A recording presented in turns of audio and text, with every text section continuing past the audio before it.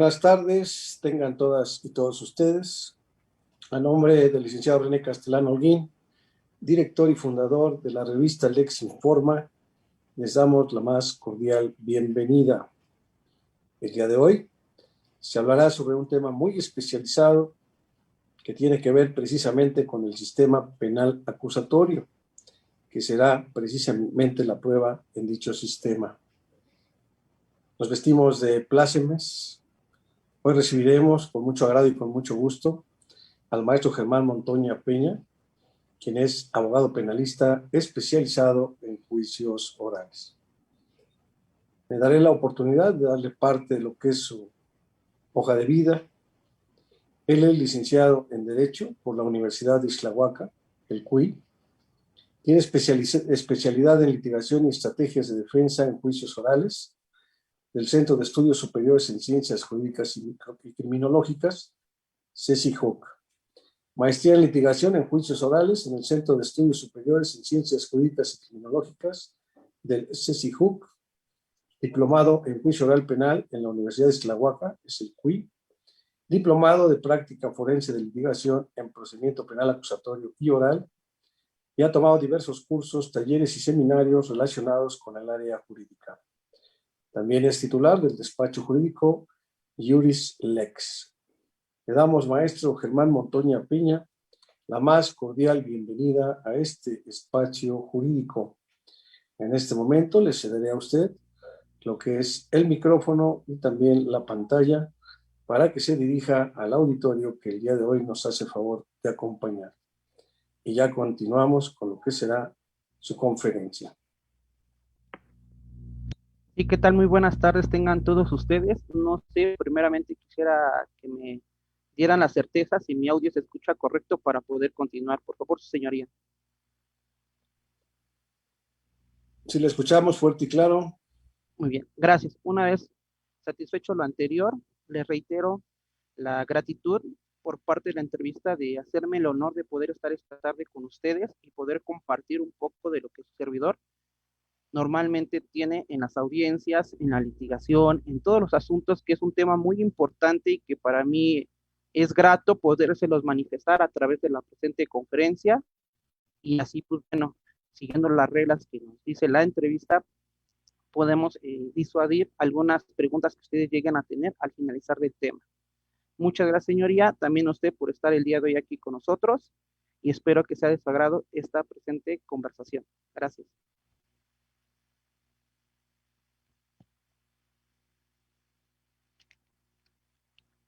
Muy bien.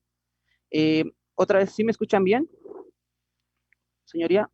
Se escucha fuerte y claro. Okay, perfecto.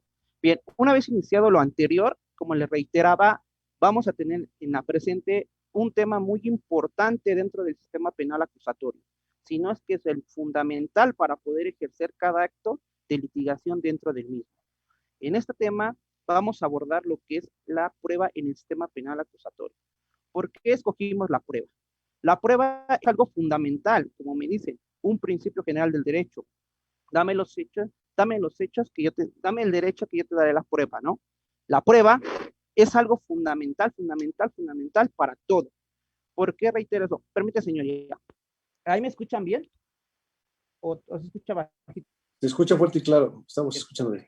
Muy bien. Entonces, como decía, dame los hechos que yo te daré el derecho. ¿Por qué el derecho?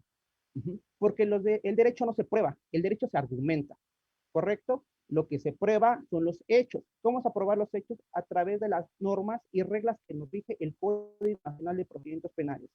Escogí este tema porque me habían comentado que aquí hay varios profesionales en diversas materias, incluso no solamente en derecho, por lo cual voy a hacer mi participación un poco general en algunos temas. Si es que quieren que sea un poco más específico, por favor háganmelo saber a través de sus preguntas y o comentarios. Y bueno, iniciamos. La prueba, como le reiteraba, esta prueba lo utilizamos en todo, en nuestra vida cotidiana, porque es así. Cuando nosotros queremos, no sé, tenemos una relación sentimental con nuestra pareja y no sé, nos dice que le engañamos o que estuvimos en otro lado, ¿qué es lo que se nos ocurre primeramente? Te voy a demostrar, te voy a probar que no es así. ¿Cómo te lo voy a probar? Ah, mira, a través de mis mensajes de WhatsApp, mira, a través de unas fotos que tomé con mi familia, De diversas maneras se puede probar esos hechos y volvemos a lo mismo, se prueban los hechos, ¿correcto? Entonces, una vez alterado aquí, como sabemos, es un tema muy, muy importante que hay que saber. ¿Y por qué? Porque recientemente de la reforma que hizo el sistema penal acusatorio, la prueba tuvo diversos nombres, se podría mencionar así, o varios, en ese caso, sinónimos que algunos doctrinarios lo relacionan. Conocemos como todo que hay algo que se llama antecedente de investigación, algo que se llama medios de convicción, algo que se llama dato de prueba, medio de prueba, prueba. Entonces, es importante que nosotros como operadores de justicia tengamos conocimiento en qué momento procesal vamos a utilizar cada uno de estas pruebas, porque si bien es cierto, ese mismo, digamos, elemento lo vamos a utilizar a lo largo de todo el procedimiento de cada una de las etapas que nos maneja el artículo 211 del Código Nacional de Procedimientos Penales. Ese artículo 211 nos menciona que hay diversas etapas, las cuales nos encontramos con lo que es la investigación, intermedia y juicio. Para ello vamos entonces a tomar como referencia cuando utilizamos estas denominaciones. Para ello podemos encontrar dentro de la jerga jurídica, como se domina, lo que incluso podría ser un indicio. Eso se utiliza normalmente mucho en criminalística, en criminología. Son esas denominaciones que se utilizan constantemente en diversas materias. Incluso en derecho penal no lo maneja dentro del Código Nacional. Sí, sin embargo, se da por hecho en determinadas denominaciones, como les mencionábamos. ¿Cuándo vamos a hablar entonces de un indicio? Un indicio es un elemento, vamos a llamarlo elemento a algo. ¿Qué es algo? Por ejemplo, puede ser una mancha de sangre, puede ser una ropa, puede ser una arma, puede ser cualquier objeto que a ustedes se les venga a la mente, puede ser un indicio. ¿Y por qué? Porque puede no estar relacionado con ello. Es decir, con ello, ¿a qué me refiero? Con el hecho que la ley señala como delito, que como ustedes sabemos, en derecho penal lo que perseguimos es el delito, esclarecer ese delito.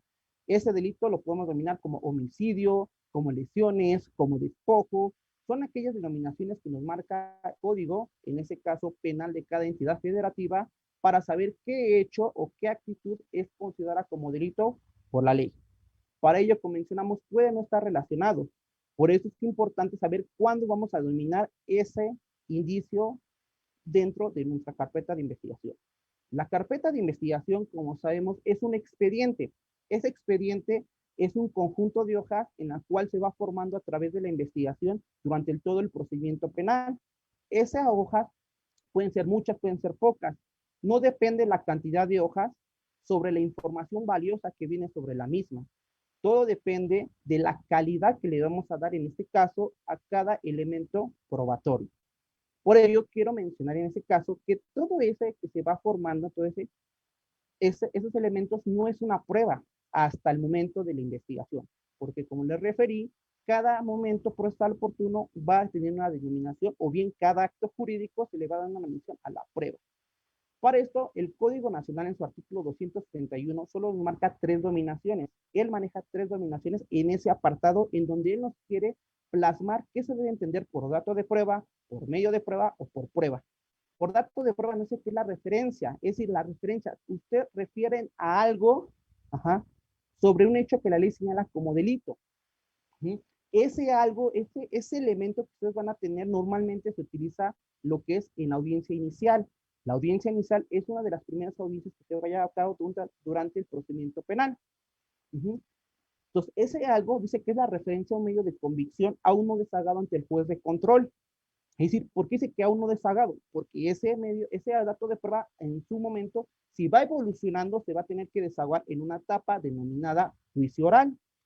Ese algo por eso se va evolucionando y hasta ahí vemos que es una prueba, como el RTO no se ha desagado, se desaguan bajo ciertos principios, como es el de publicidad, como es el de contradicción y como es el de inmediatez.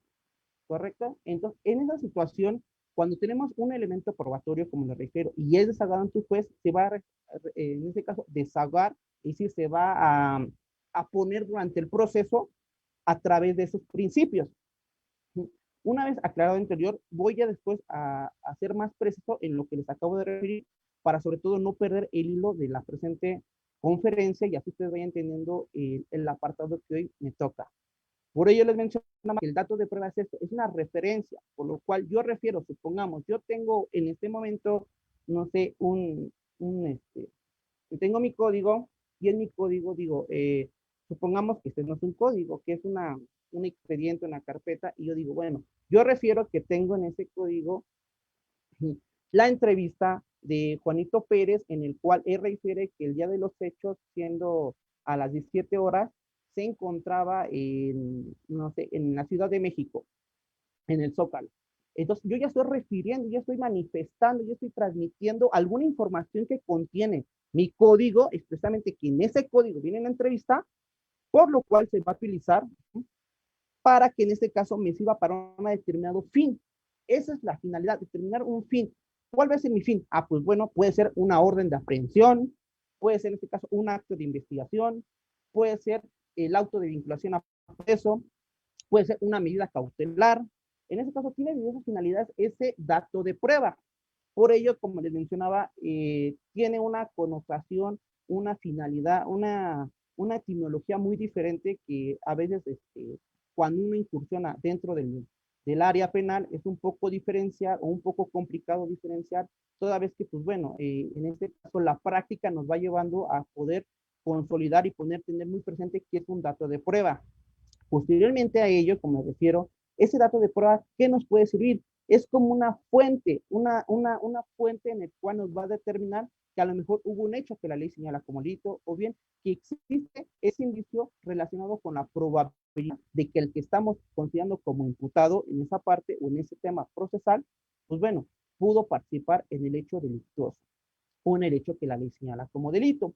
Por ello, hasta aquí es lo que en este caso nos pueden entender de manera muy, muy general lo que es un dato de prueba. Como me refiero, es la referencia a un medio de convicción, a un desagado ante el órgano jurisdiccional, que se considera idóneo. ¿Por qué es idóneo? Porque es como que el más adecuado para poder comprobar lo que en este caso nosotros queremos que se dé por certeza en el presente procedimiento. Idóneo y pertinente. ¿Sí? ¿Por qué? Porque es relacionado con los hechos que se investiga. Un ejemplo, si estamos investigando a lo mejor un homicidio, no puede ser pertinente a lo mejor que yo me estaba comiendo una paleta de hielo. ¿Por qué no es pertinente? Pues no tiene nada que ver con los hechos, al menos que nuestra teoría del caso vaya enfocada a demostrar que a lo mejor yo no me encontraba en ese lugar, yo me encontraba en una paletería ubicada, no sé, en el estado de Hidalgo, y en el estado de Hidalgo venden esas paletas y por eso me comí esa paleta y estaba la foto, perdón, ahí sí puede ser pertinente porque a través de mi teoría del caso como defensa voy a demostrar que yo me encontraba en otro lugar, el día de los hechos y por lo cual yo no soy el responsable en ese caso del hecho que suscitó en modo, tiempo y lugar. Por una vez aclarado esto, vamos a empezar lo que es el medio de prueba. El medio de prueba, diversos doctrinarios lo consideran como el vehículo. ¿Por qué el vehículo? Porque es el transporte, hablando de cierta manera general, es el transporte por medio del cual el dato de prueba se va a transmitir a la prueba. Es decir, es el medio por cual lo voy a llevar. Un ejemplo, yo tengo en ese caso como dato de prueba, como les dijera, el dicho de una persona que yo me encontraba en un lugar diverso. Ese es el dato de prueba. El medio de prueba, el medio de prueba va a ser la testimonial en el cual la voy a yo a ofrecer en lo que es en la etapa intermedia para que me sea admitida por el juez de control y una vez admitida, yo pueda, en este caso, desahogarla ante el juicio oral. Ya la desahogaré y ya no se considera en prueba. Por eso, en este caso, igual el medio de convicción se tienen que respetar ciertas formalidades que marca, por ejemplo, el código. Entre ellas puede ser que no se viole derechos humanos, que no se violen reglas procedimentales, que no se haya declarado nulo. Todas esas cuestiones que nos marca el artículo 346 del Código Nacional de Procedimientos Penales son reglas que debe tener ese medio de prueba para que se pueda materializar en prueba, o tengamos al menos la posibilidad de poderla, en este caso, desahogar en juicio oral para convertirse en prueba. Por eso yo mencionaba algo muy importante. El elemento que tenemos surge una transformación. Véanlo así como una transformación. Es decir, se va transformando y va evolucionando para poder llegar a prueba. No todos llegan a prueba. Por eso es una transformación y eso va a depender mucho, tanto en este caso de la participación de cada operador jurídico que intervenga. Para operador jurídico me refiero, puede ser el agente del Ministerio Público, el abogado defensor, el asesor jurídico, la víctima, e incluso el juez, porque si violaron derechos fundamentales, él oficiosamente, si se llega a percatar, puede declarar nulo todo lo que es el procedimiento, incluso o bien todo lo que contraiga más bien ese acto jurídico. Por ejemplo, como le llamo la teoría del árbol envenenado, que en ese caso destruye todo lo que conllevaba. En diversas pláticas yo he escuchado a varios ponentes y que me pareció un pensamiento oportuno en esta presentación para yo podérselos compartir y que me sirvió mucho, que decía que se llama la doctora Anaí Campos, que mencionaba que ella lo ve como hijos, es decir, la prueba como hijos. Entonces, si la prueba es eliminada, es decir, por violación a derechos humanos, no puede tener hijos. Entonces, ¿qué quise esto? Que todos los actos que vengan de él no pueden existir, porque si no existe el padre, no existen los hijos. Entonces, esa es ¿cómo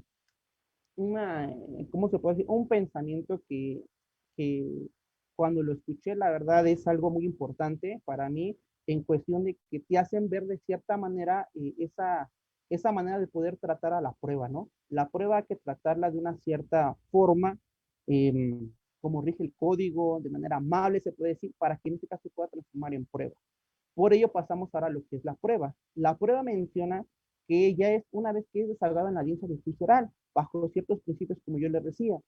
Y los principios que les acabo de mencionar, hay igual un apartado que me gustó mucho su opinión de este juez de Ricardo Ojeda en una plática que tuve la oportunidad de visualizar, que él estaba con otros ponentes, en el cual él mencionaba que los principios, para que a nosotros como operadores jurídicos nos quede más claro y comprensibles, son aquellas reglas que no solamente rigen al derecho penal o al derecho, sino que también rigen a la persona. Es decir, cada uno de nosotros tiene principios y valores.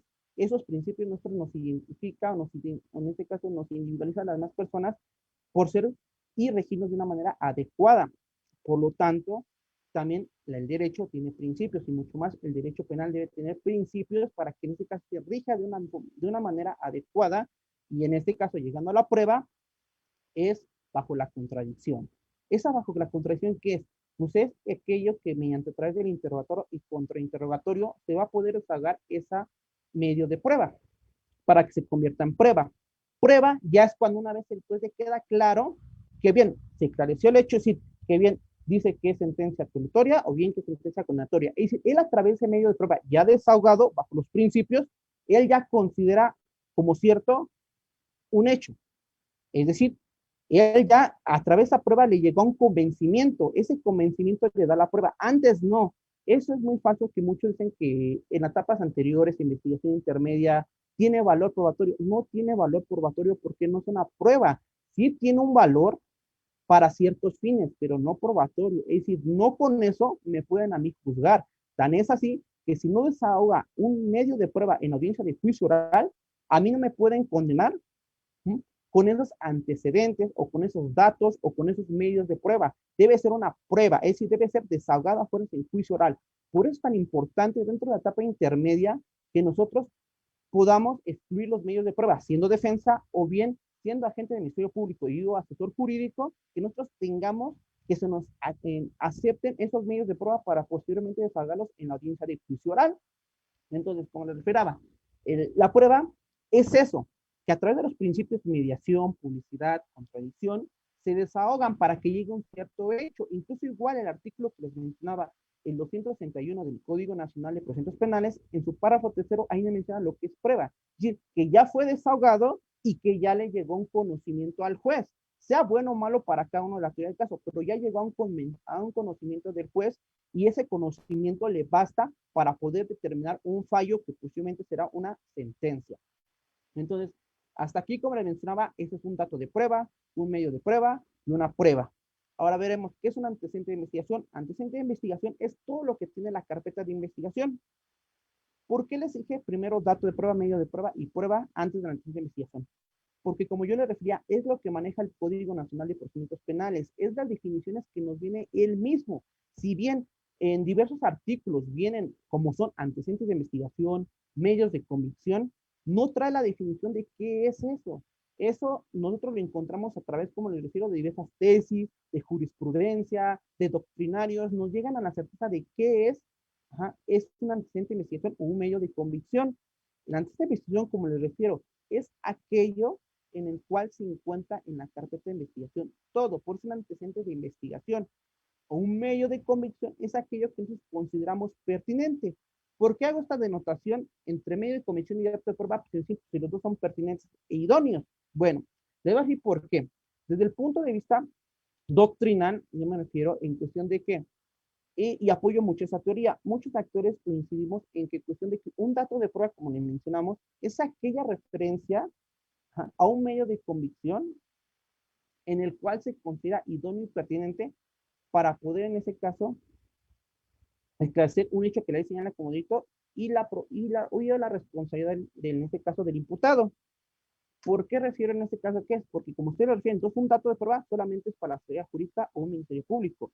Es un tema un poco controvertido y no con esto quiero que te vengan todos los ataques y consideren que entonces, ¿por qué por qué le están diciendo otras cosas que nada que ver? No, no, es un punto de vista que yo lo quiero dejar ahí ahora sí, en la nube para quien quiera hacer esa reflexión jurídica sobre por qué un dato de prueba se les considera así, porque ahí viene la definición del código, yo no lo digo, lo dice el código, para en este caso señalaron, por eso en el punto de vista, el medio de comisión es el que ofrece la defensa, para en ese caso, para desvirtuar su teoría del caso de la acusación del agente del Ministerio Público.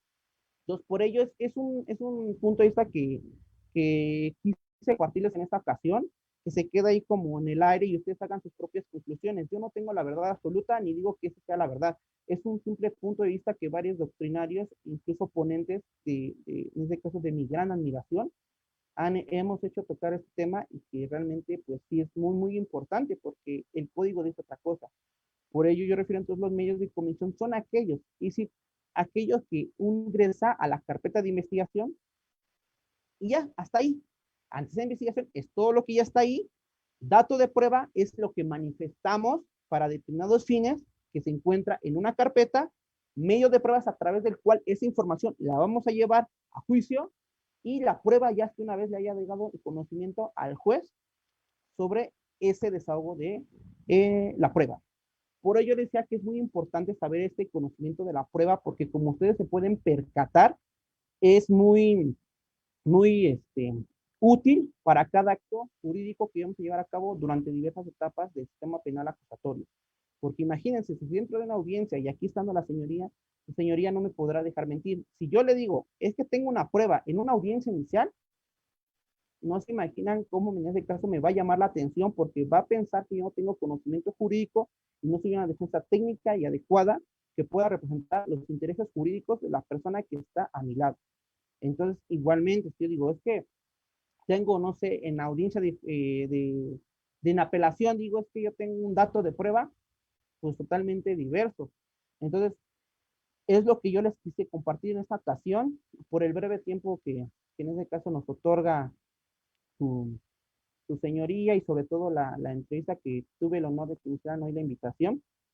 Fue un poco de lo que podemos tocar para, pues, en este caso, pues bueno, llegar a la conclusión de lo que en este caso, mi idea es esto, transmitirles la diferencia entre todo medio de prueba y las diversas denotaciones que vienen en el Código Nacional de Procedimientos Penales y que es importante poderla saber para nosotros poderla utilizar esa información a nuestro favor, llevando a cabo los intereses de nuestros representados. Asimismo, quiero, en ese caso, una vez concluido eso y que ustedes vayan haciéndome sus preguntas ahí dentro del chat de la presente ponencia para yo posiblemente contestarlas, les quiero compartir un poquito más de otro tema en el cual, ¿qué pasa cuando la prueba, como hay ese medio de prueba, ya lo tiene el juez? Ahí podemos, en ese caso, dividir dos cosas, porque muchos tienen duda, ¿qué es una prueba ilegal y qué es una prueba ilícita? Porque el juez se puede percatar de ello, como decía, es oficioso. Incluso el artículo 97, 98, 100, 99 y 100 del Código Nacional de Procedimientos Penales nos refiere qué hacer en esos momentos procesales. Nos percatamos que una prueba es ilegal o bien una prueba es ilícita. La prueba ilegal es aquella que contraviene las normas, o en ese caso los requisitos o los procedimientos legales dentro de un código, es decir, que contraviene las normas del procedimiento. Esa es una prueba ilegal. Y si a lo mejor no se ofreció de la manera correcta, Es decir, existe en ese caso un artículo que era fundamental para nosotros poder tener consolidado ese dato medio o prueba, que es una prueba ilegal. La prueba ilegal es aquella que, perdón, ilícita, perdón. La prueba ilícita es aquella que viola derechos humanos, derechos fundamentales, que pueden venir tanto en nuestra Constitución como en los tratados internacionales de los que el Estado mexicano es parte. Entonces, diferenciamos la misma. Primero, prueba ilegal es aquella que contraviene las normas del procedimiento y prueba ilícita es aquella que viola derechos fundamentales. Cada uno en su propio procedimiento para hacerlas valer y cada una en este caso, pues bien, no tiene efectos diversos. Ejemplo diverso, como decía, de la prueba ilícita es que puede ser un efecto dominó en donde todos los actos procedimentales o pruebas surgidas de ese acto se viene para abajo porque es una prueba ilícita y por lo tal viola derechos humanos y esa prueba no se puede utilizar en un procedimiento para poder juzgar a una persona porque recuerden que todas las personas deben ser juzgadas conforme al artículo 14 constitucional con un debido proceso y ese debido proceso debe ser juzgado con pruebas lícitas y legales, es decir, pruebas lícitas y legales, no ilegales. Por ello, entonces, una vez establecido esa diferencia, vamos a proceder a lo que le mencionaba. Cuando el juez tiene esa prueba y a lo mejor no es ilegal ni ilícita, ¿cómo va a tener en ese caso la valoración por parte del juez? Nos maneja el código que la valoración debe ser libre y lógica.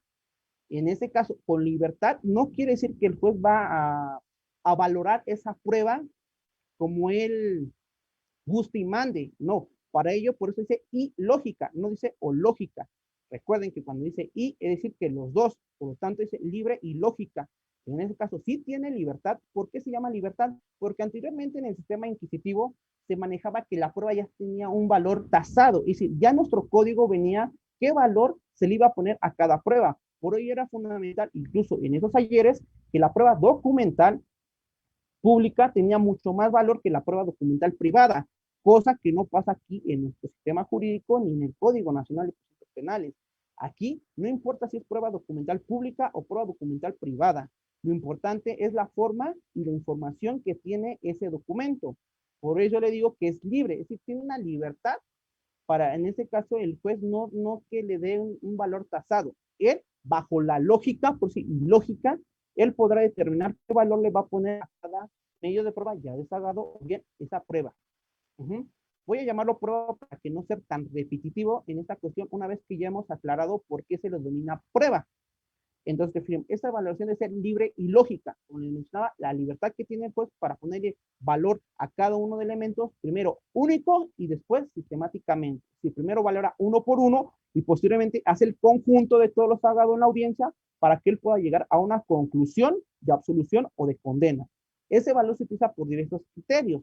Esa lógica lo podemos incluso encontrar como la sana crítica, como las máximas de la experiencia y los conocimientos científicos. Entonces, mencionamos, la lógica es el raciocinio de esos pensamientos, es decir, que en ese caso tenga congruencia a lo que se está diciendo, lo de tercero excluido, lo de identidad. Entonces, esos principios de la lógica son utilizados por el juez para poder llegar a un conocimiento y así poderle dar el valor que se le considera a ella prueba. Posteriormente, los conocimientos científicos son aquellos peritajes, aquellas dictámenes que, en ese caso, los profesionales en cada materia nos auxilian en poder dar una información acerca de lo que se le pone a su conocimiento, por ejemplo, en medicina legal, por ejemplo, en psiquiatría, en psicología forense, en todas esas ramas especializadas para la administración de justicia, son esos conocimientos científicos que acercan al conocimiento del juez su información para que el juez, como yo le retiraba anteriormente, primero único y después sistemáticamente, pueda así él otorgarle un valor probatorio a esa prueba. Y finalmente, la máxima experiencia es el conocimiento general que cada persona tiene. Ese conocimiento general que cada persona tiene, se puede decir como los hechos, digamos, pues si llueve, es lógico que en ese caso que se moje. Esa es una máxima de experiencia. Sabemos que cuando llueve, se moja una persona. Entonces, esas máximas de la experiencia son aquellas igual utilizadas por el juzgador para poder determinar el valor probatorio a cada prueba. Una vez teniendo estas tres herramientas que tiene el juez, que como les mencionaba, son las leyes de la lógica, la crítica, las máximas de la experiencia y los conocimientos científicos, él se puede llegar a un conocimiento sobre la prueba de manera única y posteriormente sistemática y así poder llegar a una conclusión. Entonces, hasta aquí, por el tiempo, mm, no sé, fue lo que me entregaron 40 minutos. Si hay algunas preguntas, señoría, para yo posiblemente darle respuesta o bien seguirme. Ustedes me indicarán. Claro que sí, maestro, sí tenemos algunas preguntas. Una de ellas es del licenciado Federico Hernández. En la parte de saludarle, menciona que ya ha comentado usted acerca de los datos de prueba, medios de prueba y la prueba. Él pregunta, ¿cuál es la forma idónea para desahogar la prueba en audiencia? Muy bien, señora. Primeramente, tendríamos que hacer procesos en ver si es una audiencia inicial o bien una audiencia de juicio. Sin embargo, podemos ponerlos por el tema que está en la audiencia de juicio. Ok. ¿Cuál es la manera correcta? Depende mucho en qué cuestión, si estamos hablando de un dictamen o estamos hablando de una testimonial o bien de una prueba material. Prueba material puede ser un arma o todas esas cuestiones, o por una prueba documental. La manera correcta, vamos hablando de la más común, que es la testimonial. La testimonial, ¿cómo se hace? Pues bueno, ellos, hablando de la gente del Ministerio Público, realizan una entrevista sobre los hechos de la persona. Una vez realizada la entrevista, la plasma en un documento, ese documento le ingresa en la carpeta y posiblemente él o ella, más bien, la va a ofrecer en la etapa intermedia primero a través del escrito. Como yo le mencionaba, lleva en evolución esta prueba. Ella la ofrece a través del escrito en su escrito de acusación que nos maneja el artículo 335 del Código Nacional de Procedimientos Penales. Ahí vienen incluso los requisitos para hacer ese escrito de acusación y entre ellos viene lo de ofrecer los medios de prueba con los cuales él va a acreditar el delito y o la responsabilidad. Una vez ingresado allí, se pasa a la etapa intermedia en su fase oral, y si se lleva a cabo la audiencia. Esa audiencia, el juez de control le va a preguntar qué medios de prueba va a ofrecer. Él le va a ofrecer la testimonial a cargo, no sé, de Teresita López Gutiérrez, quien declarará con base a los hechos suscitados el 28 de enero de 2020, ¿sí? Rendidos en su entrevista del 21 de enero de 2020. Hasta ahí queda. ¿Por qué? Porque está señalando y para la agente de Ministerio Público y el Pública sí menciona que deben señalar el punto de prueba. Una vez siendo ello, el juez la acepta si es que no hay una inconformidad por parte de la defensa y sobre todo si no está dentro de los parámetros del 346 del Código Nacional de Procedimientos Penales de exclusión y se va a juicio. Una vez llegando a juicio, cuando es su oportunidad para poder en ese caso ofrecer ese medio de prueba, el juez de preguntas se encuentra su testigo. Una vez dicho que sí se encuentra, lo pasan, lo protestan para decir verdad o conducirse con verdad y él empieza a realizar lo que es un interrogatorio. Recuerden que el que ofrece la prueba siempre inicia con un interrogatorio. Él no puede contrainterrogar porque él lo está ofreciendo. El código igual nos maneja cuáles son las reglas para en ese caso hacerle preguntas en un interrogatorio. Una entre ellas es que son abiertas. Y ahí la estrella en ese caso es el testigo. Él debe de manifestar lo que en ese caso le consta. Es decir, no le puedes hacer preguntas sugestivas. ¿Por qué? Porque estarías coaccionando al testigo a que diga ciertas partes. Por eso decía que el testigo sea abierto. Por ejemplo, ¿sabe el motivo por el cual está aquí? Este, ¿Por qué hoy nos acompaña? Todas esas preguntas abiertas, supongamos que ya dijo por qué está ahí, por qué lo conozca, muy bien, díganos, supongamos que él diga, ¿por qué perdón, que diga el oferente? Testigo, ¿usted sabe el motivo por el cual se encuentra aquí en esta sala de audiencia? Y el testigo refiera, sí, claro que sí, me encuentro porque yo el día 28 de enero de 2020 fui víctima de un delito de robo en el cual una persona, y empieza a narrar todos los hechos. Posteriormente, de ello, ya la gente de Ministerio Público puede seguirle preguntando, mire, ¿y qué más? Y demás, para que de manera ser más detallado de lo que él quiera acreditar, y posteriormente, una vez acabado por parte del Ministerio Público, pasa al actor jurídico y bien, después a la defensa. La defensa, él sí debe de hacer contrainterrogatorio, él se le permite la ley que haga preguntas sugestivas. Y que en ese caso pues, él puede hacer diversas de litigación, aunque también puede hacer el agente de Ministerio Público, que en ese caso igual nos maneja el código que puede ser como evidenciar contradicciones, superar contradicciones, aclaración por omisiones.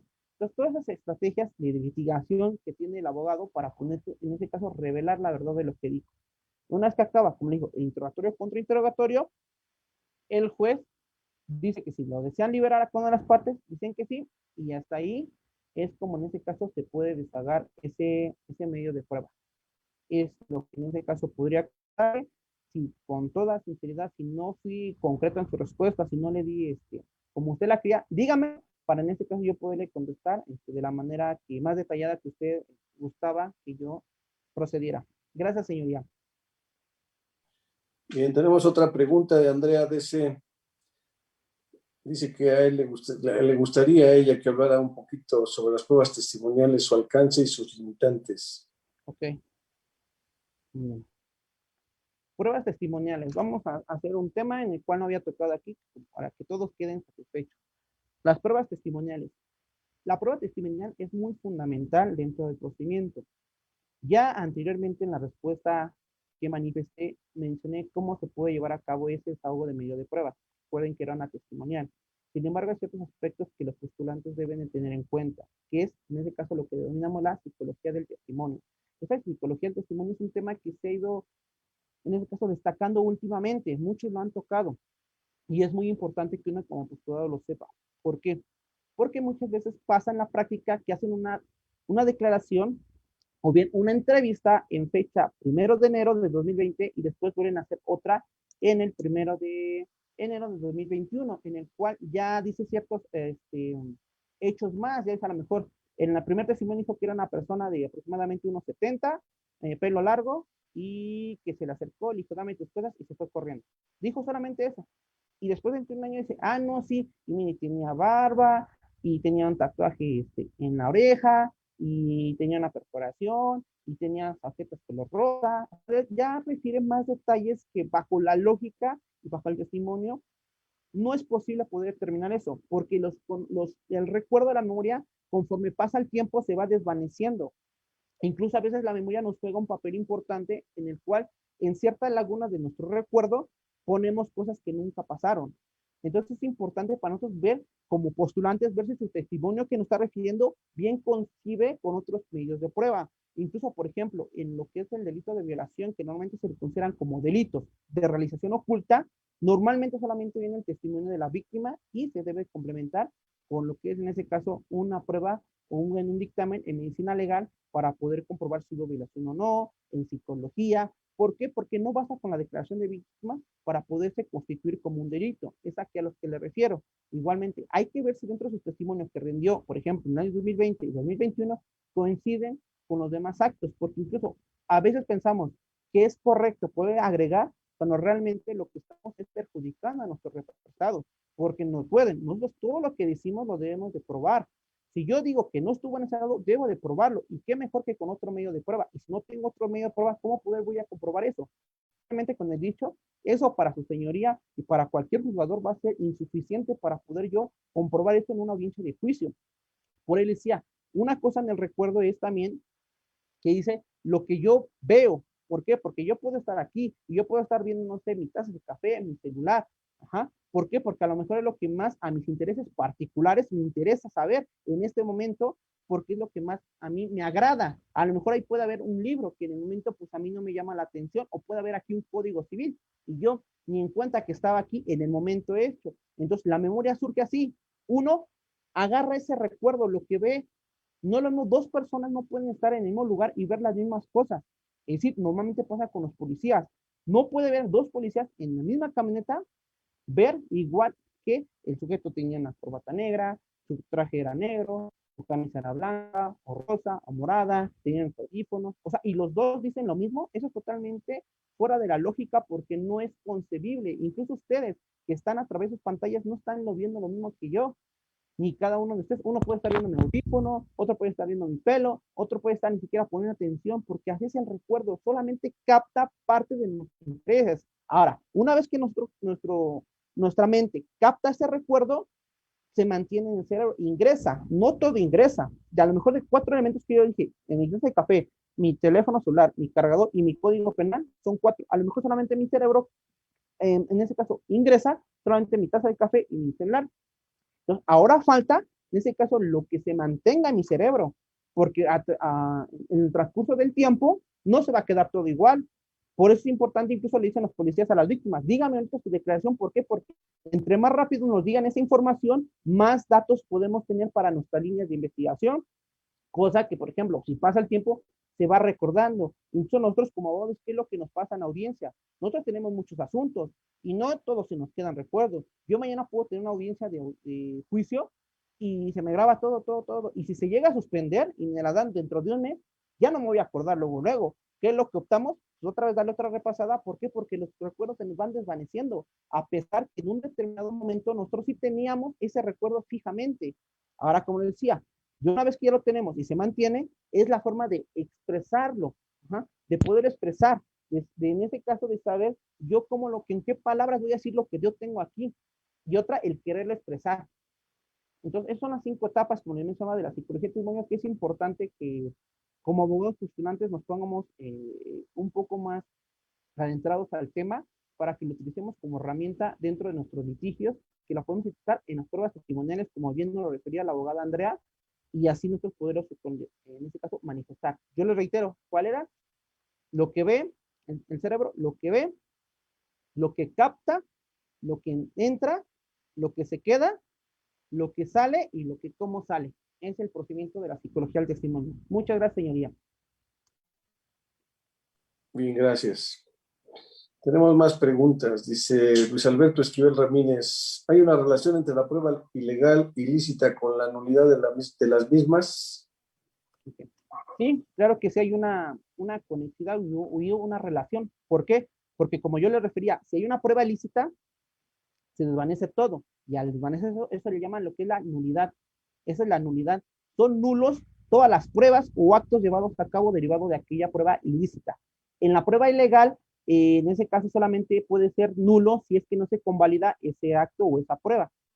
Pero en la prueba ilícita sí, todo lo que conlleva con ello, como sea, lo que llamamos el árbol del fruto del árbol envenenado, en el cual nos decía que si un árbol, en el caso, está infectado, pues todos sus frutos, manzanas, todo lo que dé, va a estar infectado. Eso es lo que hace la referencia con la prueba ilícita. Gracias, señoría.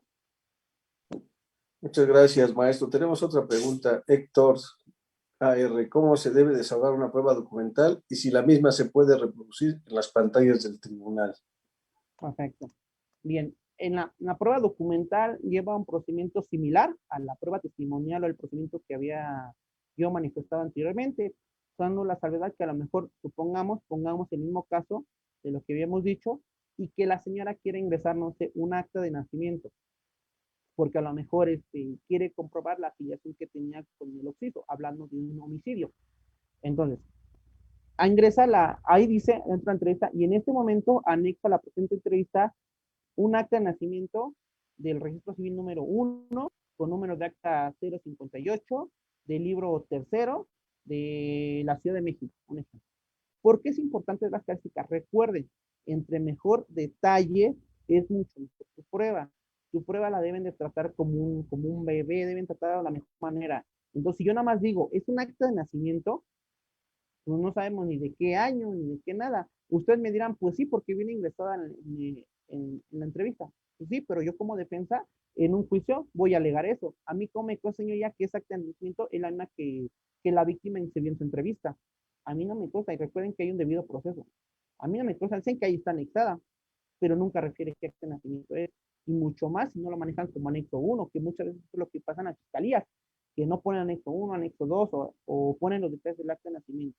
Entonces, una vez aclarado lo anterior, se agrega el acta de nacimiento a la entrevista, pasa el mismo procedimiento que la etapa intermedia, que se hace por escrito, después la audiencia de intermedia oral, y ahí, obviamente, igual mencionan que va a ser una documental, la cual será desahogada a través, deben de mencionar qué testigo lo va a desahogar.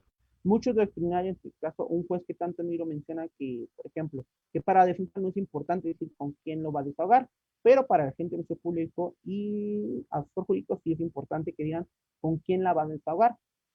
Para ello, una vez ahogado eso, en la audiencia de juicio hacen un procedimiento, pero hay que cambia. Cuando ustedes pasan a través del interrogatorio a la persona que va a desahogar la prueba documental, le van a preguntar, ejemplo, otra vez del acta de nacimiento, le van a mencionar, supongamos, ya nos refirió de la entrevista. Ok, señorita, ¿cómo le pusimos? Juanita, vamos, Juanita. Juanita, usted nos refirió que realizó una entrevista. En esa entrevista, ¿qué es lo que decía? Ya los hechos pasó, no sé qué. Muy bien. Y nada más hizo en esa entrevista o se presentó más veces. No, que sí, es que en esa entrevista anexé un ejemplo, mi acta de nacimiento. Sí, mi acta de nacimiento. Ok. ¿En dónde anexé esa acta de nacimiento? En mi entrevista de fecha 20 de enero de 2020. Ah, perfecto. ¿Usted reconocería ese acta de nacimiento? Sí. ¿Por qué la reconocería? Ah, mira, pues porque viene el nombre mío, el nombre de mis padres. Recuerdo mucho que fue en el registro número 1 que se encuentra en mi ciudad y porque yo la expedí del cajero automático en el cual pues traen un sellito al lado que dice, no sé, gobierno del estado. Ah, muy bien, señor. Ya le dicen ahí al señor, señorita, solicitó permiso para poderle exhibir el presente documento a mi testigo. Y ya la auxiliar de sala y el juez le mencionan, muy bien, se le corre traslado a través de la auxiliar de sala a la contraparte. La contraparte la toma, le dicen el juez algo que manifestar sobre lo que tiene toda la vista. No, ninguno, señoría. Si es que en este caso, pues no coincide nada. Ejemplo, lo anterior puede ser cuando yo le mencionaba que a lo mejor esto es menos uno, sino que es el 2. Ahí sí se podría poner la contraparte en decir eso. Efectivamente, me opongo, señoría. ¿Por qué? Porque el acta de nacimiento manifestada no coincide con las características que refirió la testigo. Por eso es importante que anteriormente, como le llaman, sentar las bases, decir ese documento por qué es reconocible. Entonces, pasemos a que no hay ninguna oposición. Una vez que no haya una oposición, se le da la vista al testigo y se le dice, un testigo, ¿usted nos puede referir qué es lo que usted tiene a la vista? ¿Por qué recibimos esto? Cuando nosotros decimos un documento, automáticamente estamos diciendo que es un documento. No, ¿qué es lo que usted tiene a la vista? Ah, mira, sí, es un documento mediante el cual viene un acta de nacimiento. ¿Ok?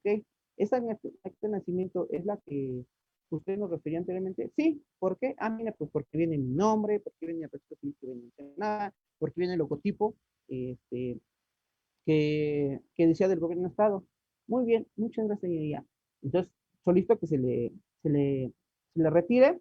Y, perdón, antes de lo que mencionaba, se puede exhibir en la pantalla, sí, cierto. Ahí igual pueden decir, por favor, solicito que se exhiba en la pantalla, cuando antes de que se le pase al testigo, se le exhibe la pantalla a través de los servicios visuales que conta este honorable juzgado. Ellos normalmente tienen instrumentos o herramientas para llevarlo a cabo, pero si no, uno tiene que llevar la computadora y avisarle con anterior al juez. Una vez que se le pone a la vista, ya le menciona lo que usted mencionaba. ¿Ok?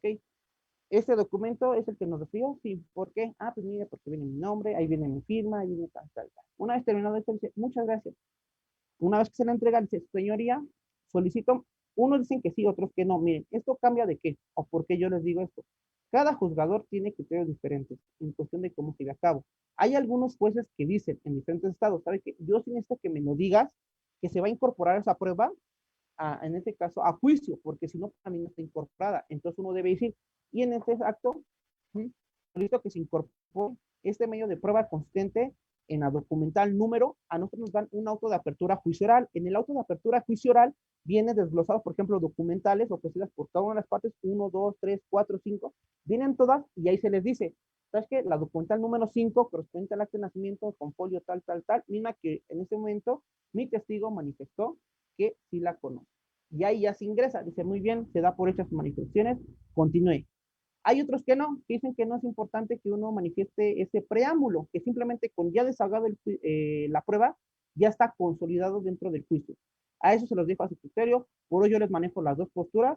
¿Qué es lo recomendable? Pues decirlo. Si el juez le dice en ese momento, defensa, asesor jurídico o ministerio público, no se preocupe, no es importante que usted me haga saber que se incorpora a juicio, contenido exhibido es más que suficiente. Ah, bueno, pues entonces ya posteriormente ya no hacen esa manifestación, pero sí, pues bueno, cada prueba documental que se va a incorporar, pues bueno, decir esa parte.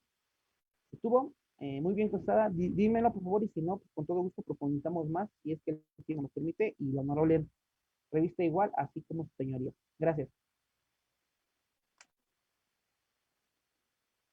Bien, gracias. Seguimos teniendo preguntas. Le voy a comentar otra de ellas. El licenciado Federico Hernández nos indica que cuál es la forma correcta de objetar una prueba en audiencia de juicio oral. Ok, muy bien. De objetar, solamente se objetan desde su punto de vista de su servidor, solamente objetamos lo que son preguntas. Tan es así que el código nos dice, se objetan las preguntas ambiguas, poco claras, sugestivas, por ejemplo, el interrogatorio, tendiosas, que coacten al testigo, que lo ofendan. Entonces, esas son las únicas, desde mi punto de vista humilde de servidor, que se pueden objetar ese tipo de preguntas. Pero sí nos podemos oponer, esto con base en el artículo 6 del Código Nacional de Procedimientos Penales, que nos refiere que nos podemos oponer a las diversas peticiones o solicitudes de las partes.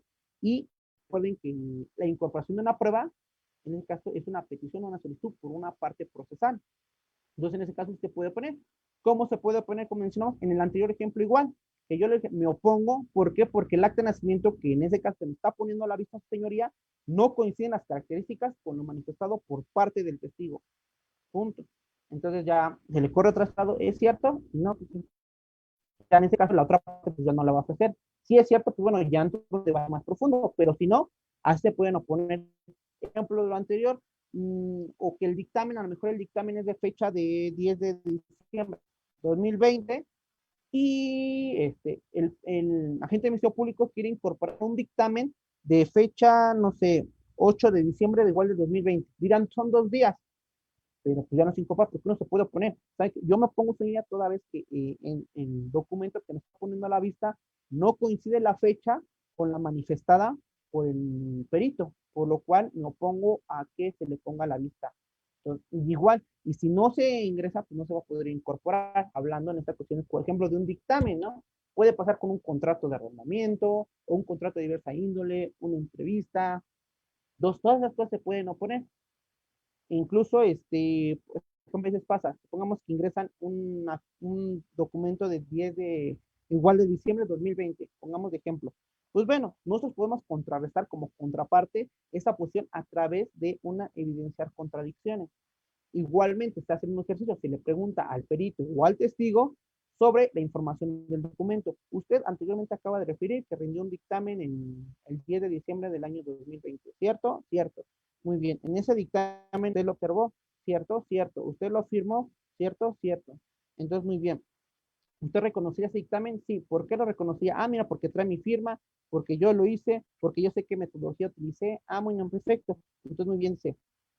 ¿Qué fecha realizó el dictamen? No, que el fecha 10 de diciembre de 2020. Muy bien, señoría, solicito que se ponga a la vista primero a mi contraparte para el efecto de respeto al principio de contradicción y posteriormente al perito. La anterior solicitud con fundamento para poder evidenciar contradicción. Muy bien, señoría. Entonces, uno subraya la parte que en este caso se contradice, por ejemplo, la fecha, se le corre traslado a la contraparte, ellos ven que la fecha pues está, y se le pone a la vista posteriormente al perito y dice, muy bien, perito, por favor, léanos en voz alta lo subrayado del presente documento. Entonces ya el perito va a decir, ah, bueno, sí, es el, por ejemplo, 11 de diciembre del año 2020. Ah, muy bien, gracias, señor. No, ¿por qué les digo gracias? Porque hay que saber hasta incluso hasta qué momento nosotros debemos de tener para en este caso saber manejar nuestra estrategia. El juicio es una estrategia. A veces nosotros incluso podemos sacrificar peones, pues, como así, como en el ajedrez, porque vamos en este caso, por matar a una reina. Se podrá mencionar de la manera. Por eso es de estrategia. Debemos saber hasta qué punto. Si yo le digo al perito, ¿y por qué entonces mintió? ¿Y por qué? Le doy oportunidad a él para que en ese caso se justifique el por qué, por qué, por qué, por qué, por qué. Entonces, en ese caso, a nosotros no nos conviene, porque sabemos que está mal, y si está mal la fecha, pues no se puede ingresar. Entonces, hasta aquí sería en cuanto a mi respuesta, señoría. Muchas gracias. Dos últimas preguntas. ¿Qué tan importante es el IPH para llevar un buen juicio? Y con relación a la tecnología, ¿las fotografías y conversaciones de las aplicaciones son datos de prueba? Eso preguntan Bernardo Reséndiz y David Flores. Muy bien. Sí. Ok, primero es información, IPH, y después las fotografías. ¿Y qué más, señoría? Perdón que yo no escuché. Conversaciones. ¿Y qué más? Solamente es qué tan ¿Fotografía? importante es el IPH para llevar un buen juicio. Sí. Y ya se relaciona la otra pregunta con la tecnología. Si Ok, las fotografías y conversaciones de las aplicaciones son datos de prueba. ok, muy bien. El informe de policial homologado, conocido como IPH, es muy importante en la etapa de juicio. ¿Por qué? Porque es a través del cual los elementos de seguridad pública tienen de conocimiento un hecho que la ley señala como delito. Por ejemplo, cuando hay una detención, ellos hacen su informe de policial homologado en donde qué encontraron, cómo lo encontraron, dónde lo encontraron y los posibles testigos. Por lo cual, como ustedes se pueden percatar, es una herramienta fundamental para, en este caso, más para los defensores, poder contrarrestar la teoría del caso del agente de ministerio público y lo del asesor jurídico. Igualmente para el sector jurídico y el sector jurídico pues es importante porque ese es un elemento fundamental en donde van a poder en estos casos el sostener su acusación en la etapa de juicio. Entonces es muy importante. Yo sí les sugiero nuevamente, del lado que sea, que se pongan a revisar cada uno de los documentos, incluyendo el informe social homologado, verifiquen todo, fechas, datos, nombres, personas, objetos, lugares, todo ello para que ustedes a través de sus habilidades y conocimientos puedan realizar una perfecta teoría del caso. Ha llegado la situación que incluso pues ahí ponen cosas que nada que ver, o se equivocan en nombres, se equivocan en nombres, nosotros como tenemos la certeza jurídica que al que detuvieron, pues es a mi representado, y del lado contrario. Entonces, ¿cómo podemos tener la certeza jurídica de que eso nos va a funcionar en juicio? Porque si la contraparte nos hace ver en un contrainterrogatorio, en un evidenciar contradicciones, como ahorita se los manifesté, pues bueno, está acabada nuestra teoría y todo el tiempo que pasamos durante el juicio, que no son cortos, pues se viene abajo. Y de nada va a servir el trabajo si es que no lo hacemos bien. Igualmente, se le hace la invitación a los elementos de seguridad pública para que chequen bien ese aspecto, que realmente sabemos que es difícil su trabajo, pero pues bueno, tenemos aquí, todos tenemos que poner nuestro granito de arena para que esto funcione. Que recuerden que las libertades, pues bueno, normalmente son por elementos de seguridad pública, por anomalías que ellos hicieron, porque a lo mejor en el informe policial homologado, como le reiteré, viene mal el nombre, la fecha, por ejemplo, si dijeron que a mi representado lo tuvieron el 10 de diciembre y en realidad los hechos pasaron el 11, entonces no hay una coherencia lógica de cómo podemos determinar que lo detuvieron el 10 si el 11 fueron los hechos, o viceversa, o el 9. ¿Cómo fue que detuvieron? Entonces, esa parte es muy fundamental. Hay veces que incluso pues, se equivocan de personas, se equivocan de objetos, normalmente hacen, ¿cómo le puedo decir? Mm, como machotes y ya los tienen. Y a veces es una estrategia por parte de nuestro público porque luego no vienen muy legibles los informes policiales homologados. Pero pues bueno, hay que tener un propósito de poder demostrar bien las letras de cada uno para nosotros poder evidenciar contradicciones en su momento dado. Y en cuestión de la tecnología, claro que eso es muy importante. Incluso ya hay diversas tesis con nuestra Suprema Corte de la Nación en donde reitera incluso cómo utilizar la tecnología a nuestro favor y cómo dijeron, pues bueno, están los videos. Normalmente un video pues, se puede utilizar incluso en audiencia inicial o en audiencia de juicio. No hay ningún impedimento legal que nos obliga a no hacerlo de esta manera. Igualmente, las conversaciones de WhatsApp es un poquito más complicado en cuestión de que, incluso igual de Messenger de Facebook, en cuestión de que se tiene que hacer a través de un perito informático, porque ellos a través de su ciencia y sus procedimientos se pueden percatar si las conversaciones fueron alteradas o no. Todo el mundo conocemos que hay aplicaciones que alteran los mensajes, incluso, pues bueno, ponen que estuvieron con Cristiano Ronaldo, con qué persona, y se pueden alterar los mensajes. Entonces, eso es una prueba que en su debido caso la pueden incorporar, pero si les toca un buen defensor o viceversa, un buen asesor jurídico, en audiencia va a ser muy difícil porque les va a mencionar, ok, ¿cómo tenemos la certeza que fue así? Porque no basta con este caso tener captura de pantalla y presentarlos. Esto totalmente no nos va a funcionar en una determinada audiencia de juicio.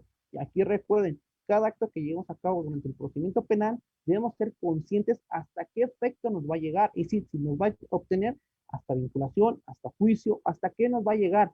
Y debemos pensar siempre que va a llegar hasta juicio, porque nosotros pensamos solamente en autovinculación a proceso, puede que pase ese filtro. Y si pasa a juicio, ¿qué es lo que vamos a hacer? Porque todo se nos va a derrumbar.